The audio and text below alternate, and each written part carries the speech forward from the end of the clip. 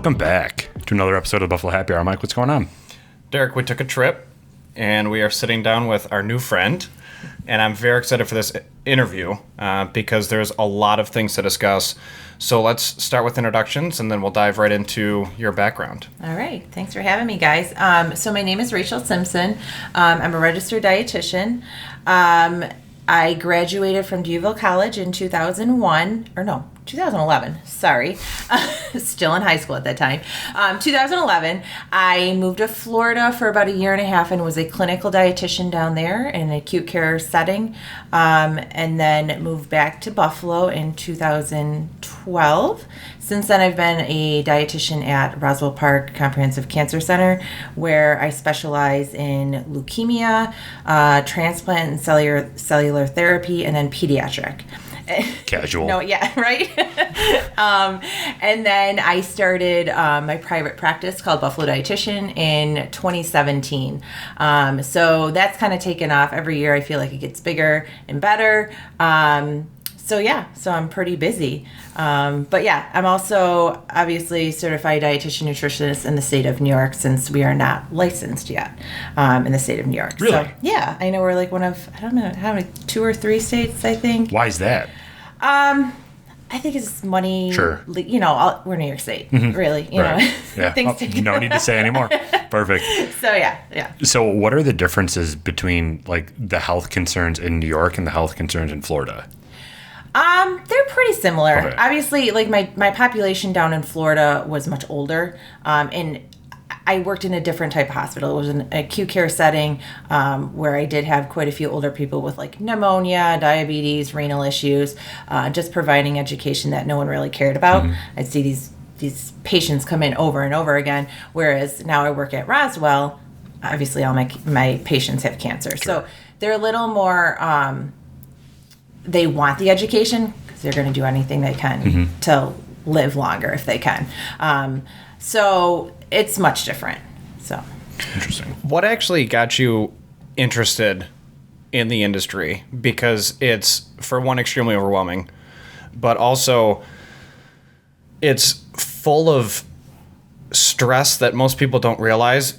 It's because you're dealing with people that absorb what you give them and all the information, and then they never actually apply it most times. So that frustration of dealing with people that don't put the same effort in that you do turns a lot of people off. So like, what made you push through all that? So what got me into nutrition in the first place was in high school, probably 15, 16 years old, had an eating disorder, more of anorexia / excessive exercising, combination, a little bit of both. And from there, I became obsessed with food, counting calories, exercising, weight, things like that. And it just got me interested in really nutrition in general. From there, that got me into wanting to become a dietitian. The part that people don't really take to it, and me pushing through it, is that I do have people that take to it to some extent. I do and I don't. So those people that do take to it and really make health changes, and this isn't just about weight, this is about health. You know what I mean? We come into this and we think of going to see a dietitian because you want to lose weight. I don't have just people coming to me to just want to lose weight. I have people coming to me because they have GI issues and they need, specific help with what foods they should and shouldn't eat to help with their GI issues. I have cardiovascular disease issues. I have diabetes. I have renal issues. So it's not just weight loss. So there are some people that really do take to it, and more the people that do have general health issues that don't want to lose weight, more you see the results more because they're wanting to save their health. Yeah. There's a huge misconception too when it comes to the actual number on the scale relating to your health. You can be very thin and just small boned and still be very unhealthy. So what are those have you ever had those conversations when someone's like, this is what I want to focus on, and you redirect that conversation to say, that's really not one of your concerns. We should look at it like this. Yeah, no, definitely. And there's some people that I work, especially if it's a lower weight and I'm working with someone who even has like an eating disorder or disordered eating, I have to help them know that they could be damaging their health in the long term. But then also finding someone who may be overweight and they're happy with their weight. I also have to address, say, hey, I know you're happy with your weight and the way you look, but you have, say, high cholesterol and you're pre-diabetic. So these are things we need to also take a look at. So it kind of goes both ways, because I feel like social media nowadays, they're like, be happy with your weight sometimes even though you're overweight, or be happy with your weight if you're super skinny. So yeah, it is hard. It's touch and go. And sometimes I work with not only myself, but obviously counselors to help with those issues too. But yeah, it depends on person to person. And people who come to me, there's different issues, and we work through them. Yeah, we're going to talk about social media and the ramifications it has on all things life a little bit later. But yeah, obviously. So, quick question that I have too is, with time, you learn a lot of other things that don't necessarily apply specifically for that person. But are there common things that always apply regardless of what the issue is, where it's like, don't eat processed food, and if you just eliminate processed food, all of this can actually benefit you? So it's not only just being healthier, but it could help with hypertension, and it can also help with GI tract issues. It can help with acid reflux and everything else. Like, do you have those kind of like what we were talking before we went in there, like those 5 things that you always revert back to, but those same 5 things apply to almost every general area of the issues that you're coming across? Yes. So every client session that I have is specialized, every single client. But there are 5 basic things that I always go through with each of my clients. And nutrition is the first one. When I look at nutrition, I look at basic nutrition things that we need to look at is limit processed foods. Increasing fruits and vegetables, which is huge because most Americans don't get enough fruits and vegetables. I do a food recall, like a food diary. Like I ask, what do you eat in a typical day? And they'll go through everything. And there'll be patients, or I should say clients that I see that have no fruits and vegetables in the entire day. And that's something we need to work on. So we work on increasing fruits and vegetables. Also getting enough protein in your diet. Everyone is going to have different amount that they should have, things like that. So that's the nutrition part, but also looking at portion sizes, because right now this is why we're obese, is portion distortion. The portion sizes that we're eating are too large. Sometimes I just say, take everything you're doing and cut it down. Because if that's one thing that you could do just to help with decreasing calories, because honestly, weight gain is caused from an increase in calories. Okay, it's no special. It's not because you're not fat because of carbs. You're not fat because of fat. You're fat because of increased calories. That's the issue. I like that term too, portion distortion. Yes. It's a rhyme, so it sticks with you. But that's an interesting point, because we had this discussion on the show earlier. That's one thing that I did. I lost 45 pounds earlier this year just because I took everything that I was eating and I was marking it down and trying to understand why I'm not losing the weight that I wanted to.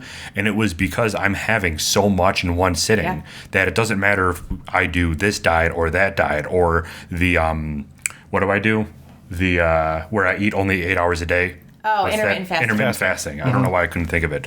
But it doesn't matter if I do that. If I'm still consuming 3,000 calories in an 8-hour period, it's not going to help me. Yep. So that was one of the biggest things that I learned this year. So I'm glad that you brought that up. Yeah. And then we go to restaurants, and say you go to Olive Garden, 5 cups, 6 cups of pasta served to you. We think this is normal. We've come to this that, every year portions get bigger and bigger, and we just keep thinking that these are normal portions, and they're not. So these are things that we need to also look at. Also, another part of nutrition that I like to look at is caloric beverages. So drinking things that have calories, like water, we know doesn't have calories. Coffee, teas, unsweetened beverages. But then we are drinking way too many juices, pops, things like that. I'll ask the client, I'm like, how big is your glass of juice in the morning? They're like, I'm like, you're drinking 4 or 5 cups of, juice in a sitting. They don't even realize it. So, we have to bring those portion sizes down. And just by doing that, I still allow my clients to have the food they like, but it's just decrease the portion size. So if you're having 3 pieces of pizza, go down to 2. Simple as that. Right. The next thing I look at is exercise. We don't move. We don't move nearly enough. We all have sedentary jobs. Most of us do. And we don't get up. I mean, literally, you should be getting up every 20 minutes. Just walk around. I always say move more. And I don't mean you have to exercise, like go to the gym work out, pick up weights, just move, walk around if you can. I always try to have my clients like use a step, like a, what are they called? Pedometer? A Fitbit. Yeah, a Fitbit or whatever they have, whatever watch they can, and track steps. So I'm like, look at your steps for the past, say, 2 weeks. What's your average? If you average 3,000 steps a day, I need you to go up to 4,000 for the next 2 weeks. Once you maintain that, go up to 5. And then when you reach a maintainable, goal that you can keep, that's where your goal is. And if it's 7,000 a day, great. If you want to do a weekly average, so it's, say 50,000 a week, you make that your average and you make that a goal. I feel like goals for working out they keep people motivated, especially for the working out part. I have a goal of 100,000 steps a week. So it's like 15,000 a day. So there's some days I do 20,000, but then there's some days I do 8. But I try to get that average in through the whole week just to get my movement in. And then I also try to recommend to my clients to get in 2 to 3 days of high intensity, some sort of weightlifting if they can. Just because we know that strength training does help with increasing muscle mass, which will burn more calories, which means you can eat more. So those are all good things. Yeah, because doesn't Michael Phelps consume 17,000 calories a day or something ridiculous? Something crazy like that. But he exercises a lot. Exactly. You know what I mean?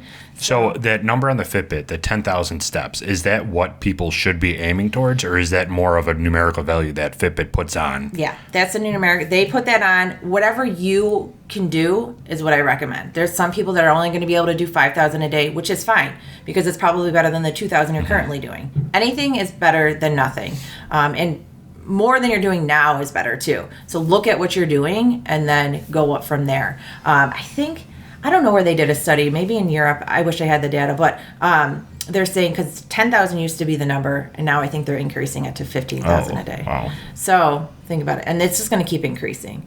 But we don't move nearly as much. I mean, if you think about it, we have cars that take us everywhere. We don't ride bikes anymore places.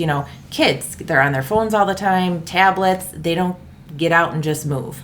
There's people who have dogs that don't even walk their dogs. Right. That's not okay. We need to get out and move, okay? Walk around the block.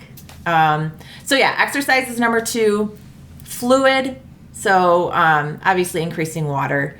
I usually say 90 ounces a day is recommended. Doesn't have to just be water, but things, non-caloric fluids. So water, unsweetened beverages, unsweetened iced tea if you wanted to. Coffee? Oh, okay. Yes. See? Look at me. But just keep it black. Not all day. Yes, and that's one thing. Yeah. So I'd say 2 to 3 a day would be fine. But again, cups of coffee, we're talking 8-ounce cups. We're not talking the 24-ounce cups with, a double-double from Tim Hortons. Because that's a caloric beverage. Absolutely. Yeah, and those add up. But yeah, fluid is extremely important for GI transit time, skin, sleep, fatigue, all these things. Just drinking enough water is really important. The other one is stress management. So stress management also interferes with hormones in your body that work with weight loss and things like that. So if you are stressed, I always ask my clients, I say 1 to 5, how stressed are you? If they tell me a 5, then that's a concern for me. So I usually say you need to learn some stress management habits, whether it be yoga, meditation, seeing a therapist, exercise. All these things are kind of related to it. Making sure you're getting enough sleep, and that's the 5th component, but that also kind of relates to stress also. 7 to 9 hours a night, I always try to recommend. I also recommend a similar sleep-wake habit. So going to bed at the same time, waking up at the same time, even if it's in the weekend, try to be on that timeline every single day if you can, just so your body's used to it. I know a lot of clients are I can't fall asleep at night. I'm get off your phone. Right. You know what I mean? 100%. Stop watching TV. They're I can't go to bed. And I'm but then they talk about the 4 hours of binge watching they did on Netflix. So we all have the same amount of time in the day to do stuff when it comes to anything we're going to talk about. And the excuses is what happens with a lot of my clients. They come in with, I don't have time for this. I don't have time for that. We all have the same amount of time. There's so much bad associated with TV. Not only the like the picturesque person on TV that you're trying to aim towards from a healthy standpoint, but also the blue light and everything that's coming to your eyes. If you just pick up a book, your eyes get so much more tired than if you were staring at a TV any day. Right. You got to start reading. Yeah, or they start using medications like melatonin or things like that, and it's not. Those things are not recommended. Like, that'll get you to sleep, but then you'll start to get used to that amount that you're using, and you have to use more. It's just, I'd rather have you just relax at night, have a cup of chamomile tea, get off your phone, and go to bed early. Yeah, that's an interesting point. So these supplements that people take, we can go down an extreme rabbit hole on all the supplements, but let's stick with the basics first. Like melatonin, we just talked about. You get used to it after a while, and then you have to up your intake. But even vitamin supplements, where do you stand on those? You obviously would prefer to have them in food form, correct? Yes, I don't recommend any supplement at all unless you're deficient. So I recommend getting yearly blood work, looking at especially like vitamin D, and we live in Buffalo. Right. Most of us are deficient. So taking like 1,000 international units a day, if you're severely deficient, you will be prescribed probably a larger dose and then go down to a maintenance dose, which might be 1,000 to 2,000 international units a day. If I work with like vegans or vegetarians, a B12, I would get them checked. Thyroid, I usually have them get checked. So these are things that I usually recommend getting checked. But if you become deficient in something, that's when I would recommend a supplement. But other than that, you don't need one. I don't even recommend a daily multivitamin. There's no need. If you're eating healthy enough, you don't need one. It's just a waste of money. Yes. The issue is people are not financially disciplined enough to spend the extra money on fruits and vegetables to hit those marks. And they would rather buy a $1,300 cell phone because it came out yesterday and Joe Snuffy has it. So therefore they have it. It's just ridiculous. It is. And the excuse too of I can't afford healthy food. I've done. Look at the shoes you're wearing. Right. And I've also done multiple posts on my Instagram and my Facebook about purchasing a meal from, say, like Wegmans for a family of 4 compared to, say, like a McDonald's meal. And price is comparable. Time is comparable, too, because that's another thing. Is I don't have the money. I don't have the time to make a healthy meal for my family. Lies. Correct. Okay. They may not know what to do, but they really just don't want to do it. Sure. Okay. There's those both components to it.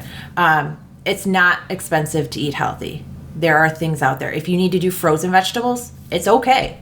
You know, if you need to do apples as your fruit instead of berries, it's okay. Yes, that would be a little cheaper. But they don't want to do it. They will come up with every excuse possible to not eat healthy. They spend more time and more money on excuses than they do with just action. They do. Which brings us into the difference of a diet and a lifestyle. So before we jump into that, though, you had a post recently about frozen vegetables, yes. right? Oh, yeah. Can you talk about the difference between frozen and fresh fruit and vegetables? Yeah. So, today I actually posted that. Yeah. So sometimes frozen fruits and vegetables could be actually healthier than fresh because we live in Buffalo. What do we really grow in the winter? Really nothing. Right. Not too much. So usually if it's frozen vegetables or fruit, what they do is they just freeze them right away. Sometimes they'll blanch them, but that means they're holding in their nutrients. So when we get, say, berries, so now we're getting, let's just say mango. Like I got mango the other day and it was from Ecuador. I literally said it. I love mango. But it said from Ecuador. So it had to come from Ecuador. They had to pick it. They had to cut it, ship it. Now it's in Buffalo, sitting on, in the produce section for how long? So it just lost most of its nutrients. Sure. Whereas if you were to take berries, you go get a frozen bag of berries, they probably froze them right away and locked in those nutrients. So it's okay to eat frozen versus fresh. It's okay. Typically they're much cheaper. Frozen too, obviously you can just keep them in the freezer and they're easy to cook. Throw them in the microwave. Some vegetables lose a little nutrients when they are cooked versus raw, but honestly, I don't want you thinking about, don't go that far in thinking about it. Just eat the fruits and vegetables. Right. It's like, just eat them. Like, stop overthinking it. And that's what we do is we overthink it. It's like, I can't do frozen, so I'm not going to do them all. Like, I'd rather have you do frozen than not do them at all. Sure. And if everybody has a plot of land, they can also just start a garden on their own land. Yeah. But that takes discipline and work and time, so no one has that. Yeah. Whatever. So the difference between a healthy lifestyle and a diet, Yeah. I'm sure comes up literally every day. So how was that discussion? So I'm sure swell. yeah. So diet, and when we think of diet, you could use diet in two different ways. Diet is really the food you eat. Exactly. From a day to day. Yes. We take diet as we look at it more as like a diet as a fad diet. It's a trigger word. Yeah. Okay. So typically people think of diet as a short-term things that I eat to get me to my goal really fast. We want this instant gratification. We live in this world that we want weight loss like this. Okay. So we're going to eat 1,200 calories a day, work out 6 days a week for an hour on this special diet, and then hit our goal. Okay. But then you're done with that diet and you don't continue it, and then you gain back that weight. We need lifestyle changes and consistency to keep our weight off and to stay healthy in general. And yes, it may take longer, and that's what we don't like. We don't like things taking time. But again, you have to remember, we did not put the weight on overnight. We're not going to lose it overnight. So I typically, to my clients, don't recommend more than 1 to 2 pound weight loss a week. And especially like if I'm looking at someone and say I'm looking at someone, they're 300 pounds. They may have weight to lose. Where if I get a client that's 150 pounds and they want to get down, their goal weight is 130, I sometimes say, I don't know if I could see you at 130. And we go up to 140, but it's going to take a while for them because they really don't have a lot to lose. Where that 300-pound person may lose weight faster. But typically 1 to 2 pounds a week with lifestyle changes, and those are things that need to be done for the rest of your life. Eating fruits and vegetables, increasing your water, getting lean proteins in, exercise, stress management, sleep. All these things have to be done every single day. All these changes don't have to happen overnight, but they have to happen at some point. How long does it take to develop a good habit in regards to diets and a healthy lifestyle? I would say 21, 28 days, around that range. You have to be, like, I have clients that are like 2 weeks in, I can't do this anymore, a week in. And I'm like, you didn't try. Yeah. You didn't try. We'll set up, when I meet with clients, we'll set up meal ideas for snacks, lunch, dinner, and breakfast ideas. And they'll do it for a few days, a week, maybe 2, and then they just get sick of it. Or they see 1 pound of weight loss, and they're like, this isn't working. I'm like, you didn't give it enough time. There's so many things that happen with your body, and that's all they look at is the number on the scale. They don't wait 3 months to look at their cholesterol that it went down. Their number on the scale might have not changed, but their cholesterol level might have went down. So these are things that we need to stop using the number on the scale as a validation that we're doing good. Because with our diet, the number on the scale fluctuates so frequently too. Oh, yeah. So if you step on tomorrow after your lifestyle change today, you could go up 2 pounds, and then you're going to be so discouraged. Yeah. Because that fluctuation happens normally. Yeah, and that can happen with bowel movements, with fluid intake, Exactly. maybe you ate too much salt the night before, especially with women with menstruation, like all these things, and they just don't take that into consideration because all they want is that number on the scale. So what, from your perspective, would be the ideal lifestyle change? Like what type of, we talked a little bit about the macronutrients a little bit too. So like what type of macronutrient breakdown is good, or does it vary person to person? It does vary person to person, and I take that into consideration because if I'm looking at an athlete, their macronutrient distribution is going to be a little more carb heavy versus someone else. My favorite probably, and I hate to use a fad diet because this is a fad diet, but I'm gonna, the zone diet.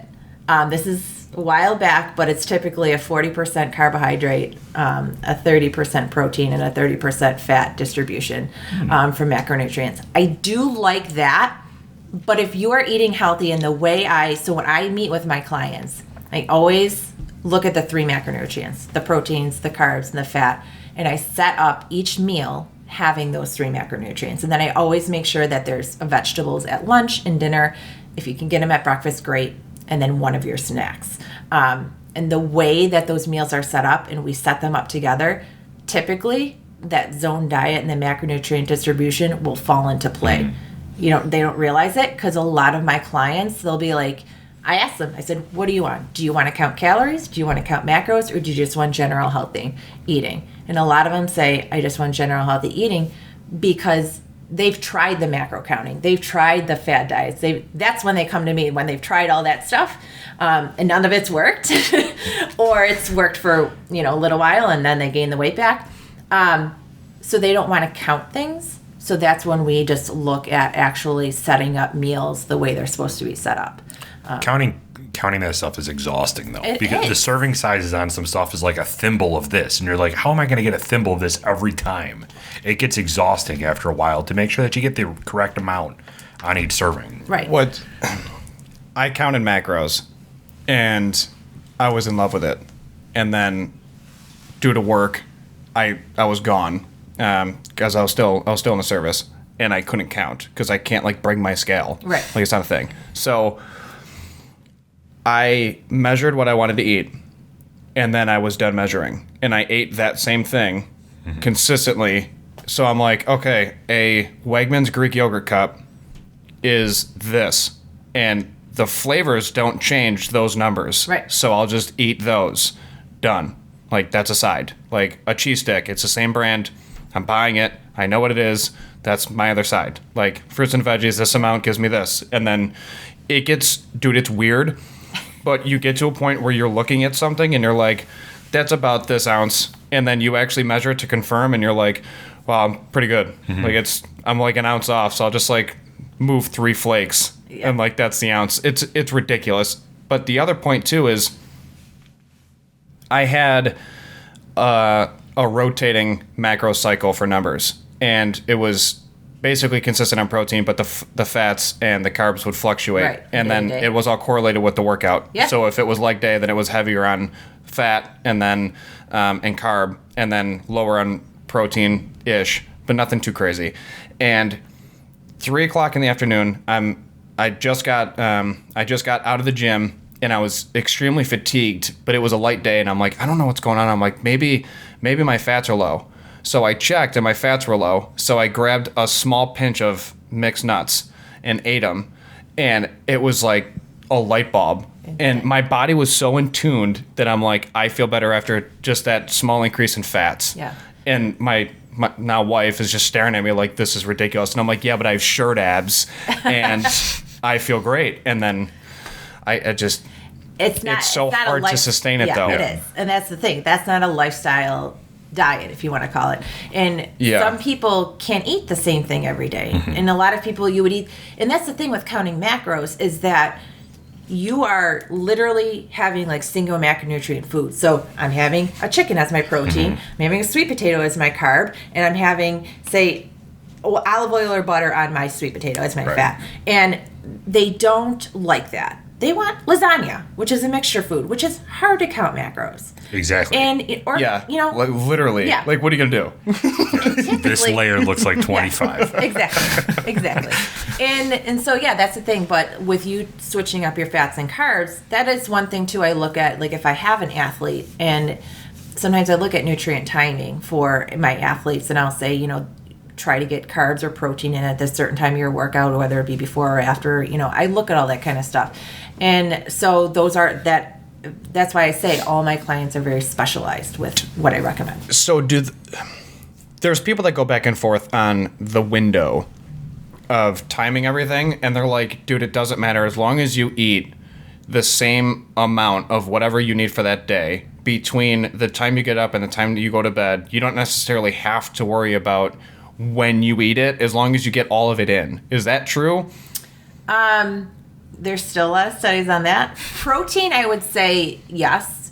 Carbs, I still believe there's a window, especially after like doing weightlifting or cardio. I feel like because you use so much glycogen, especially in a cardiovascular. I'm with you, because you can physically feel it. Like if you're low on carbs and then you start to do leg day, you cramp, and then you're just exhausted after 1 to 2 sets of just straight back squat. You're fatigued beyond repair. And it's not sometimes even the after part of the nutrient timing, but sometimes the night before. Before, 100%. Even the night before. Yeah. So it's touch and go with a lot of things. And if I work with endurance athletes, I always really touch on carbohydrates a lot, more than proteins. But obviously, getting your protein in general is still really important. That's why Michael Scott had the Alfredo before he did Meredith's Fun Run. That, and I'm surprised you didn't play football because literally on Thursday it was pasta dinners, and then Friday it was game day, and the whole team sat down and had as much pasta as you could eat. I was too busy getting acid reflux on Friday and Sundays, but That's true. Because I just had pasta both of those days. But so talking about fad diets a little bit, because we have New Year's coming up. This is going to be releasing right around New Year's. Oh, yeah. People they want to create this diet, they call it, because they think that it's going to be a short thing. And when they're looking and researching diets, they go to social media, which is the worst place to go for anything. And What do you mean? And they start looking at some of these fad diets like keto or even intermittent fasting. Or carnivore. That's not even really like a diet per se, but it's a way of consuming your food. But keto and these other type of diets, what do you think about those? Or you talked about which one's your favorite, but what do you think about the others? My favorite is keto. No, so I'm not a fan of any fad diet. So with the New Year's resolutions coming up, words like cleanse, detox, fad diet are all coming up. Short term, obviously, we know, instead of lifestyle changes. Most of these things last for 21 days, 28 days. Like they say, like a New Year's resolution doesn't last longer than that. And that's not okay. So when we look at fad diets, keto is a big one. Keto is probably my worst. That's like just makes me cringe. The reason why is because we're restricting something. So anytime you see a diet out there that's going to restrict a food or a food group, or tell you, you can't have this, you can't have that, that you need to run from. Literally run from it, because that's a fad diet right there. Keto, extremely low carbohydrate. The actual true definition of keto is 50 grams or less of carbohydrate a day. Yeah, can you talk about the true definition of keto? Because people don't know that it means ketosis, and it's actually a body function. Yeah, so it's about 70 to 75% fat. So when we do a macronutrient distribution breakdown, it's about 70 to 75% fat, about 15 to 20% protein, and then like 5% carbohydrates. So really, you're putting your body into ketosis and using fat as a fuel source, which we all know that carbohydrates are our main fuel source. We even need like 125 grams of carbohydrates for our brain daily. So we're already way below that, trying to stay below 50 grams a day, which if you think about it, an apple is about 25 grams of carb a day. So we have to also think about when we're trying to get fruits and vegetables in, you're minimizing your fruit intake because those are carbohydrate based. You can eat some non-starchy vegetables, but at one point those also add up as some carbohydrate grams. So that's one thing we're limiting when we eat a keto diet. The other thing is people don't know how to do it healthy. Can it be done healthy? Yes. Keto diet was actually used for epilepsy in children. We're using it as a diet right now to lose weight. The reason why you lose weight, in the first week, people will lose about an average of anywhere from like 7 to 8 pounds. The reason why is you're losing water. For every extra gram of carbohydrate you store in your body, you store an extra 3 ounces of water. And when you first start to lose weight, the first 6 pounds on average is almost always water. Always. Which is why you always see weight loss in your face first, because there's so much water stored under your skin. There's no physical way you could lose that much fat. Yeah. Right. Yeah. Exactly. In a week. So yeah, and that's why you think about like a marathon runner carbs up, and they're typically a little heavier on race day because they're retaining fluid because they have extra carbs in their body. You can store 2,000 calories of carbs in your body between your blood, your muscles, and your liver. So when we look at a keto diet, the first 2 weeks, you might see all this drastic weight loss, and then it starts to slow down. But keto, typically people think of, I get to eat bacon, I get to eat meat, I get to eat cheese, when that's not the healthiest. Okay? You're going to have a heart attack. Right. Not only that, I work at a cancer facility. I don't recommend more than 18 ounces of red meat a week, and that includes pork. It has a link to colorectal cancer. Multiple studies, okay? What about venison? Red meat. So, sorry. And so, keto could be done in a healthy way. You could eat lean proteins because really it's only 20% fat. Okay, you can choose nuts like macadamia nuts and walnuts that are less in carbohydrates and use those as your fat sources. Avocados, olive oils, or other oils that you want. You can do it in a healthy way, but then you still need to get in some of your vegetables and some of what you can of fruit, but then not exceed that 50 gram of carbohydrate. Okay. So that's a struggle. A lot of keto diets too are lacking in calcium because you're not getting any dairy in, because dairy has carbs. So really it's hard. You really have to look at what you're eating if you're doing any fad diet, looking at your labs and looking at your health too, not just your weight, because you could really damage your health with doing a fad diet. Sure. So just because we talked about red meat a little bit, do you see red meat being phased out completely in American culture? No? No. Way too much money. No. Well, money part aside, like from a healthy standpoint, like the substitution people do for red meat is like tofu and like the different type of soy-based products. Which also sometimes are not the healthiest. So like we have you mean like Beyond Meat type? Yeah, right. Have you ever seen the ingredients on those? I have not. I don't eat that. I don't eat something from that part of the color spectrum. I still recommend red meat, Okay. but in moderation. If you have a history of colorectal cancer, just be careful of how much red meat you eat. You know what I mean? Family history of it. So you're saying go full carnivore. Yeah, exactly. Perfect. Yeah. But yeah, no, you just have to be moderation. Sure. I mean, that's a key word in any... Literally everything. Yes. Yeah. Okay? Don't sit down and eat 18-ounce T-bone steak 3 times a week. Don't do that. Okay?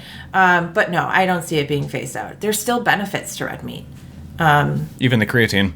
Yeah. So, I mean, there's benefits to a lot of it. I mean, there's iron in it, especially for like people who are anemic that want to add some iron to it. It's better than a non-heme iron as opposed to like beans. You know what I mean? You're going to get some more iron out of red meat. So there's, just going back off of that, there's a lot of thought processes. Instead of going, like we talked about processed foods, if you just live off of the food of the land, is that the healthy way to go about life? Is just stay away from all that processed stuff, and anything that you can have on your land is probably good for you? Yeah, I mean, that would realistically be a great way to eat.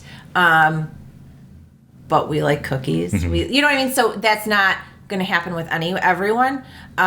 So I always say, like, I don't want to say eat clean, but when you can, do it. So eat fruits and vegetables, lean meats, whole grains, things like that. But also eat the foods like processed foods in moderation, because we're still going to want them. Yeah. Okay, I still eat them. If you look at my Instagram, I had boxed macaroni and cheese for my lunch this week. Literally. But I ate it in an appropriate portion size. Right. Paired with a vegetable and a protein. Rotisserie chicken. So, like, these are things that we just need to understand, that we can't sit down and eat the whole box of macaroni and cheese. Sure. Yeah, split it between you and your wife, Right. you know? So What about milk? What about it? So, obviously we make milk. Like from cashews, which that's not from a cow. But we're also... I'm still trying to find out if there's a study on it, but are we still the only animal that has milk beyond like the first month of life? Because she's like, rephrase the question. yeah. Please. So like other animals, like cows, monkeys, whatever, they're not drinking milk when they're out of infancy. You know what I mean? Right. So we're the only animal that, I guess, goes to the store and drinks milk. So Yeah. there's a lot of people that say that's not okay, like that's not good for the body. Is that a myth? Or like, is milk good? Should you cut milk? Or should you actually drink almond milk or whatever? No, I don't think you should cut milk. I think people blame all this stuff, like hormonal changes, like, you know, kids getting their periods earlier, you know, like all this kind of things. It's not just the milk. Like, stop blaming it. There's lots of other Right. things that these kids are ingesting and not doing that's causing these issues.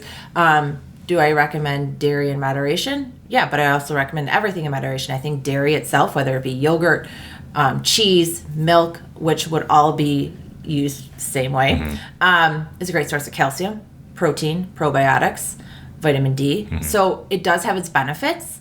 When we drink milk nowadays, like I use the juice example, Right. a glass of milk is 8 ounces, not 24. Okay? If you have high cholesterol and you're drinking whole milk, I'm going to recommend going down to 1% or skim. You know what I mean? Like, these things we need to look at. It's not the milk itself. It's everything else we're doing. When we look at milk alternatives like cashew milk, almond milk, those are very low in protein. People start using them because it was the thing to do years ago. You know, it started with almond milk. There's 1 gram of protein in almond milk, okay, as opposed to 8 in cow's milk, okay?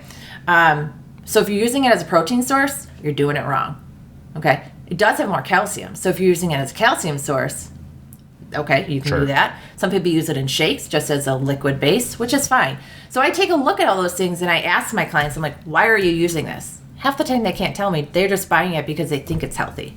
And that's the marketing that has gone, whether it's on social media or the news, the marketing of products and fad diets is out of control.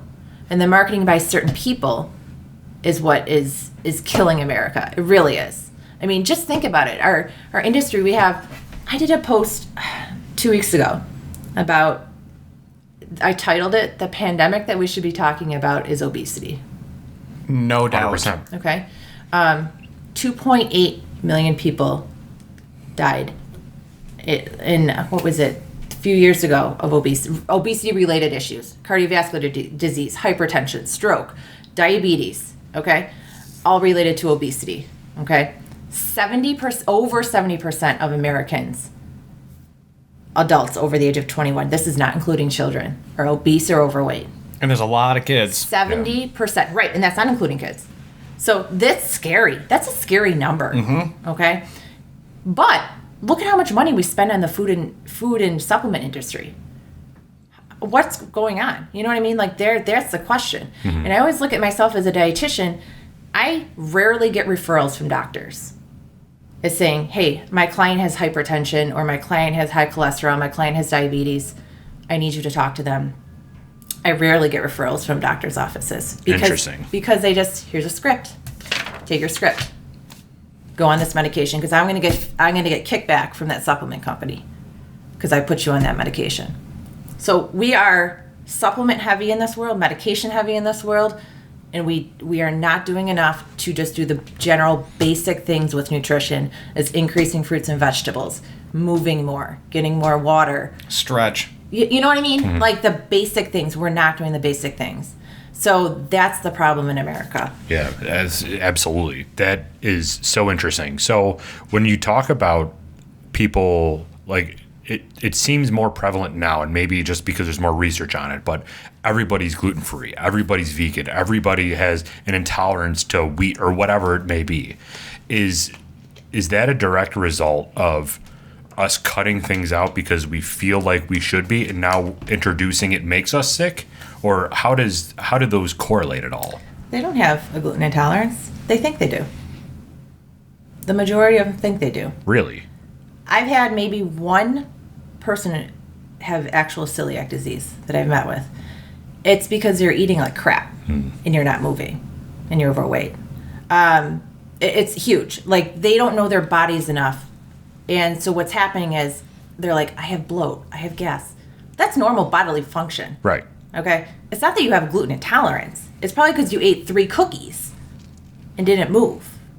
You know what I mean? These are things that really, if these people get tested for intolerances or allergies, it's rare that people have things. Yes, like a lactose intolerance, that's very common. And that's just changing some of the foods that you eat that have lactose. And there's all lactose foods. They'll be like, I can tolerate ice cream, but I can't tolerate milk. Like, it's certain things. You have to know your body, and that's what, again, I'll specialize, I look at my clients, what they can tolerate, what they can't. I say, try this, try that.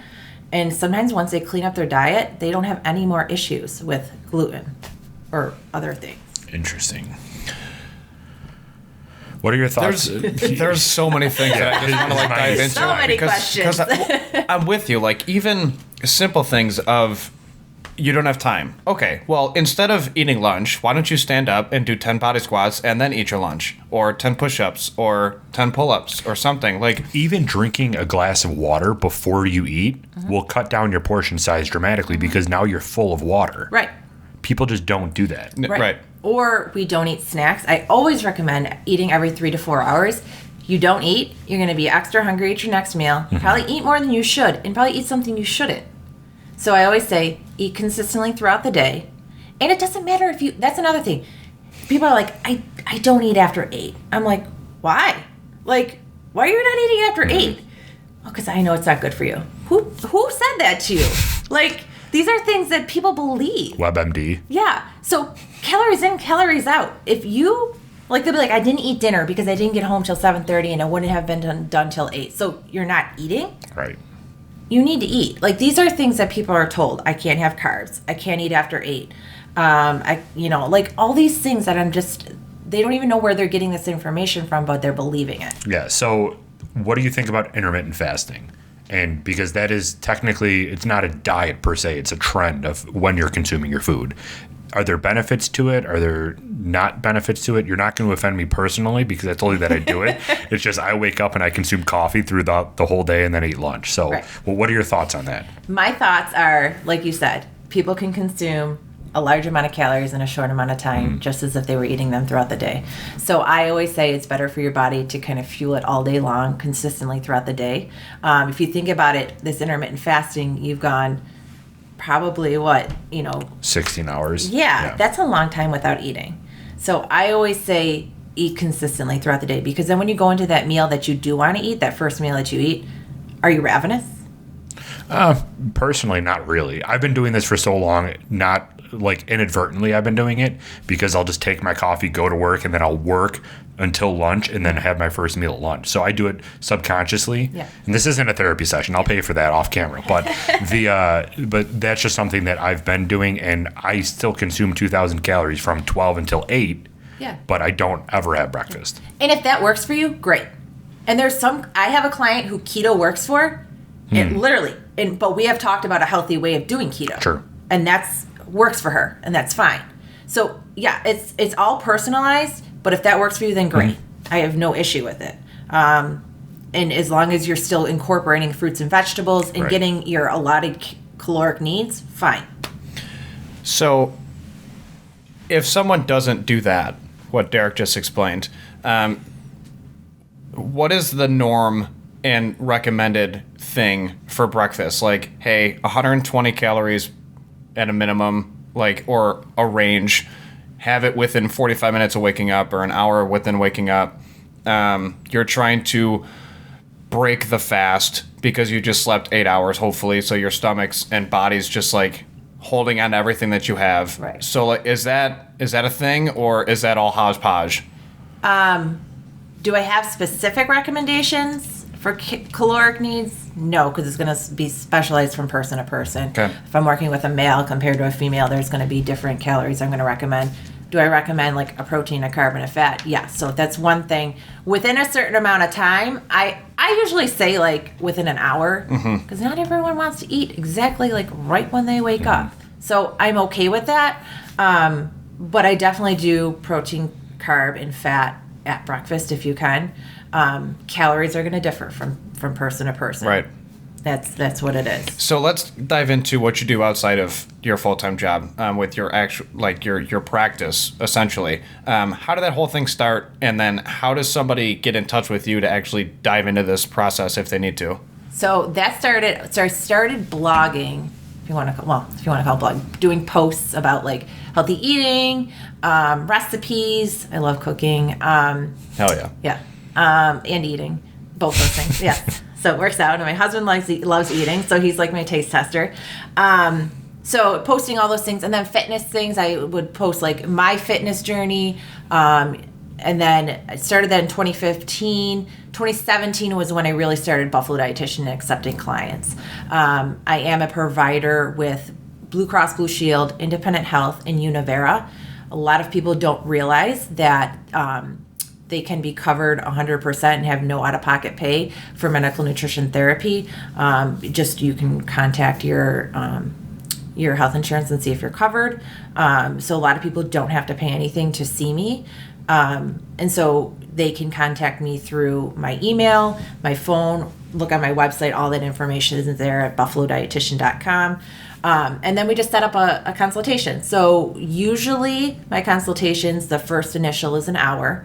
Sometimes they go a little longer, depends on what the issues are. But typically, if it's going to go longer, that turns into follow-up sessions. I always recommend follow-up sessions. A lot of my clients do like them. It depends on how often you want to do them. Sometimes I have clients that are like, I want to meet every 2 weeks, monthly, quarterly. It depends. And sometimes we start at monthly and then it moves to quarterly. Depends on how much they need, how much assistance they need. I always do offer unlimited email or texting if need be, because there's a lot of questions as they're going along, because they have all these little changes that they want to make. Is pepperoni or sausage better on right, pizza? exactly. Yeah. You know what I mean? Why am I bloated after a run? Right. So those are things that they can text me or call me about. Try not to call me. Text me or email me. Yeah. I have a little one. Leave me alone. Yeah. But yeah, so you can set up follow-up sessions.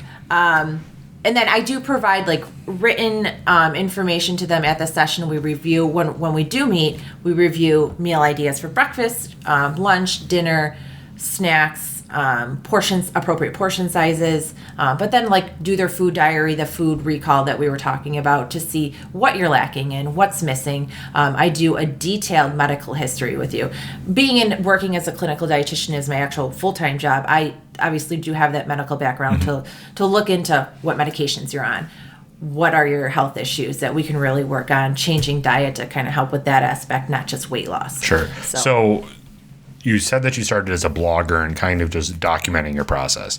Getting to the point where you're at now took a ton of effort on your end. Oh, yeah. So what was that discussion like with yourself basically trying to say, I want to go down this road? Because it was not just a flip the switch and I'm a dietitian now. It was, let's get registered with these insurance companies. So what made you want to do this for people? One, the money. Yeah, Gonna be honest absolutely. with you. No, but two, a lot of my clients, I like to see the results, and they like the results, whether it be weight or health. Whatever it is, they really are proud of themselves, and I do like that. Weight is hard. A lot of people don't want to talk about it. They don't. And so, I take it really personal, because everyone has a different journey. My journey started as an eating disorder. Some people don't ever have that eating disorder, but they have a disordered eating, and so it's I like to help them work through that, just because I do have the knowledge, and I feel like I have the correct knowledge to provide them. And I'd rather give them my knowledge than have them go on social media and get 100% garbage. So I feel better giving them what I know. And you can even see, on my Instagram, I'm a very realistic, simple dietitian. Just give you the true facts. Right. I'm not here to give you any, fad diet. It's all real. And what's your handle again on Instagram, just so people can already start following you? Buffalo Dietitian. Buffalo Dietitian. Okay. Is there a possibility, Here we asking go. for a friend, Perfect. that you can eat so unhealthy that it becomes your body's norm? If we're talking about everything in moderation here, but if you consume only processed foods and you don't ever include anything good, is it possible that your body can adapt and now have that as normal? I don't know. Or is that just a question that nobody ever asked? Wasn't there a guy asking for who me. did a study, ate McDonald's for a certain amount of time? Supersize me. Is that what it is? Yeah. Okay. Yeah, and it was atrocious on him. Yeah. No, literally, the doctors came in towards the end, and they're like, your heart's about to Right. seize. So it's going to be more Really? Yeah. lab work that's going to show more of you could eat 2,000 calories of McDonald's a day and then eat 2,000 calories of healthy food a day, and maybe your weight might stay the same, but I'm sure your lab work is going to definitely. You'll basically not decompose, and you'll die from the inside out. You probably won't show it for a long time, You're not but going to feel great either. Yeah. Yeah. I Right. mean, It's just not ideal. I mean, really, even if you think about it, if you eat healthy, think about it. If you start eating healthy, a lot of my clients will be they'll have an unhealthy meal, and they're like, I don't even like it anymore. Yeah. You know what I mean? They just don't feel good after it. And that's what him and I talked about, where if you're strict for 30 days and you even get a salad from a restaurant, you can taste butter on the plate. Right. From the whatever the hell was in the plate before Right. it was your salad. And that's where the people who come in and they're like, I have a gluten intolerance. No, you're eating like crap. Right. You may really have celiac disease, but you need to get tested, and most likely you're not going to have it. So, like, I'm not saying that doesn't exist, but it's very, very rare. Yeah. So, what are your thoughts on soy? if you're getting it from an actual, like, an edamame, tofu, instead of, like, a processed product, I'm okay with it. You know, those chicken nuggets that have soy in them, Right. that's processed. You know what I mean? I didn't know if you know that. Yeah. Like soy milk, is that okay? Yeah, you could do Okay. soy milk. And actually, soy milk has like 7 grams of protein per cup, as opposed to like the almond milk, who has 1, and the cow's has 8. So it's very similar to cow's milk. Would you go as far as recommending soy over almond, or is that not? Yes, if Okay. you're going to use it as a protein source, yeah. Gotcha. Yeah. Interesting. It's crazy because you can take that, but then still misapply it. Because just because it's better in one category doesn't mean that you should just go out and put that in your fridge now. Right. Like you can still misapply literally any good. Right. It's so like just talk to her. Right. There's so much food out there. It's Well, honestly, I know. so overwhelming. Yeah, It like is. how It is. And it's we can take this and then go to Wegmans up the road and we're like, she said this is higher in protein, but it could still be awful for us specifically, but then Aunt Sue next to us is total, like, it would be perfect for her. Right. You can consume too much protein. That's something that I don't think a Don't lot of tell people Arnold understand. that. Right? But like when for an example, when I was working out, way back in the day, clearly I don't do it right now, but when I was working out, I would come home from the gym after working out, after work and everything, and then I would make myself a dinner with chicken, and then I would consume a protein shake, and I wasn't losing any weight because I was consuming 300 Calories. grams of protein. And just you can excess just calories. you can just have too much of something that you think is good for you, and it's just not. right. And that's why, you know, meeting with me would be a very specialized meeting that we would look at your weight, your needs, you know, what's going on in your life. Are you an athlete? Things like that. So everything is different for everyone. Well, yeah, no. But again, too, like, you know, I'll look at like people who go to the gym and they're on the treadmill walking and they have a Gatorade in their hand. You don't need Gatorade. Right. Like literally, like even Gatorade itself, like is awful in electrolytes. Does a poor job in electrolytes. So stop it. We can have this thing be 10 hours long going through We each can. individual food. What's bad about celery? No, but if we're talking about like Gatorade, can you expand on that a little bit more and what the need for Gatorade would be and why people misuse it? So I am an endurance athlete. Well, I haven't done an endurance event in probably 2 years. But I've done. You have a newborn. I know. Calm down. That's my excuse. That's my excuse. Yeah, not the knee pain. Yeah, not the body gel that you're sick of Right. putting on because you break out in rashes. Right. So when I did my Ironman back in July of 2018, Wearing? wearing Yep. What were we wearing during the Ironman? a jersey. No. What? No. On your feet. For your feet. Oh, Brooks. See? I was like, what are you talking about? Greatest shoes literally ever. This video is not sponsored, just so you guys know. Yeah. Continue. She's like, hold on, what was I wearing? Yeah, I was like, I had to think about that. So anyways, when I was training, so regular Gatorade, think about 70 milligrams of potassium, 120 of sodium per 8 ounces, does a poor job of replacing electrolytes. I would use Gatorade Endurance, but also base salts, which would have magnesium, calcium, chloride, sodium, and potassium. I know you're like, this is way over your head. But No, it's just hysterical because I can literally envision you cutting the Gatorade with water and then adding some other stuff and your husband Right. staring at you like, what in the well, world? he does Ironmans too, so he knew everything that was going on. But so those are things that, you know, people think that Gatorade markets itself as an electrolyte replacement. It's an awful electrolyte replacement, if you ask me, for an endurance athlete. It really is. So it's not needed. So it's just you're drinking 80 calories of nothing, of sugar water. As an endurance athlete, we use that sugar water. In Gatorade Endurance has a little more sodium and potassium, about the same amount of carbohydrates, but we use those carbohydrates as fuel. Whereas if you're walking on the treadmill, you don't need additional fuel. So that's another thing too, is if you're, you know, working with endurance athletes, I would look at your carbohydrate intake during your workouts, after your workouts, things like that. So we market these things on the internet and on social media as you need this to do better. You need this to replace that. You don't really need any of it, especially if you're just walking. They have like vitamin water out there. Stop! You're selling vitamin water? Right. Well, yeah, 50 Cent had to make his money. Did you see that Starbucks now sells vitamin coffee? What is that? They have coffee pods in the coffee aisle that have vitamins in them.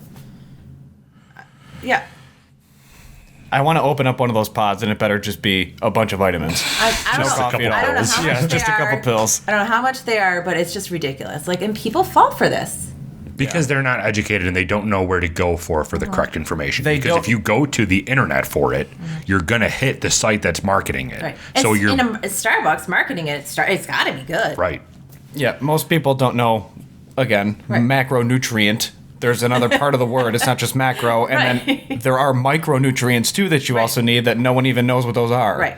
Exactly.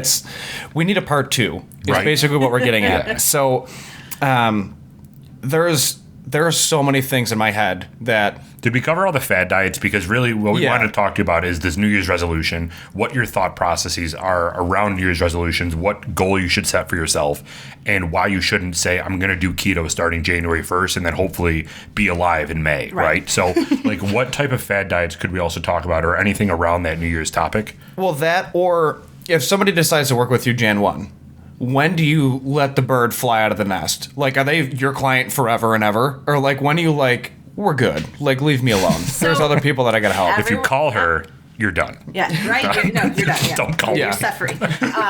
Yeah. Suffering. Yeah. Everyone's different. So Okay. that, again, will depend. When we think of New Year's resolutions, I want everyone to think of lifestyle changes. Okay. Don't think of the diet part. Think of small changes, small habits to start making. Do it one at a time. So I love goals. I think they're great. I think New Year's resolutions, do we need to always start them on January 1st? No. So maybe have one goal for January. Maybe that be, I'm only eating vegetables at dinner. I'm going to also add them to lunch. You do that one goal the whole month of January. So now you're eating vegetables at lunch and dinner. February 1st, you set a new goal. I'm going to increase my water from 40 ounces a day to 50 ounces a day. But you keep that previous goal. Right. And then you add the next goal. You keep doing that all year round. These are habits that have you formed over those 28 days of each month that you're most likely going to keep. You've just added a new one. If you, Jan 1, say, I'm going to eat vegetables at 2 meals a day, increase my water, sleep 7 to 8 hours. If you make all these, goals, you're not going to achieve them all because it's too drastic of changes. Sure. And that's what a lot of New Year's resolutions are, is too drastic of changes, and they don't keep because they're not maintainable. It's the same thing with the gym. People Yeah. try to sign up for the gym to go January 1st, try to go all 5 days. They miss a day, they get discouraged, and they don't go again. Exactly. So if you make these small changes and say, all right, I don't go to the gym at all, and I haven't for the past 4 years. If I go 1 day a week now, Right. that'll be good. Right. And then maybe in February I'll increase it to 2. But you have to set these milestones that are achievable. Because if you're not getting that, you're not going to get the instant gratification of losing the weight. So you need the instant gratification of meeting that goal that you set for yourself. Right. So that's what it all comes down to, is just set easy goals to meet. Yep. And realistic goals and even weight goals. Like if your goal is to lose 40 pounds, maybe start with 10 and then you do 10 more. Because if you start with 40 and it's taking you that too long to get there, you're going to stop. You're going to lose you have to be consistent with things. And that is the key, is consistency is key. It really is. Yeah, we need a part 2. Yeah. So is there anything else that you want to add? Can you do your your Instagram handle again one more time for Buffalo everybody? Dietitian. Perfect. So, yeah, I mean, we covered a lot of information. Yeah. We did, but it's just the tip of the iceberg because Yeah. we didn't even dive into. It's fine. Yeah. We will be back. Okay. We'll figure it out. All right, and we'll go sounds from good. there because there's a lot that needs to be out there. Yeah. For everybody to I hear. agree.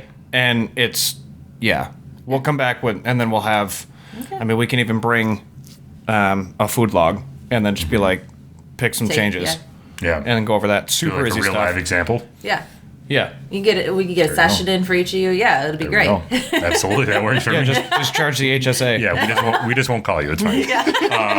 All right. Well, thank you very much for your time. We really welcome. appreciate it. Everybody, Thank go you. check out her Instagram. She posts a ton of amazing content. It's just all about healthy living, and you need to follow it because it's real life examples on what you can implement today. So go follow her Instagram. Go hit her up for some nutrition advice, and we'll see you next time. Thank you. Thank you. Thank you. Yeah.